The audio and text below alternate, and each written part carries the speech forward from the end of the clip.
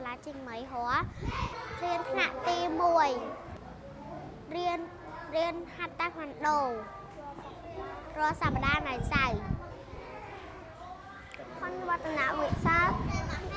ខ្ញុំរៀននៅសាលាអន្តរជាតិជាងមីហោខ្ញុំកាលណាបានហាត់រៀនខ្ញុំរៀននៅថ្នាក់ទី1ខរាល់ថ្ងៃសៅរ៍ខ្ញុំហាត់តៃក្វាន់ដូរាល់សប្តាហ៍ហាត់តៃក្វាន់ដូអាចធ្វើឲ្យសុខភាពល្អកម្លាំងមាំមួនខួរក្បាលវាងវៃ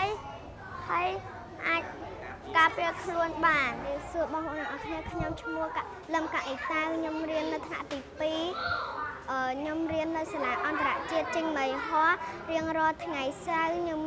ខ្ញុំហាត់តៃក្វាន់ដូកម្លាំងខ្លាំងហាត់តៃក្វាន់ដូអរគុណបងប្អូនទាំងអស់គ្នាបានស្ដាប់ខ្ញុំ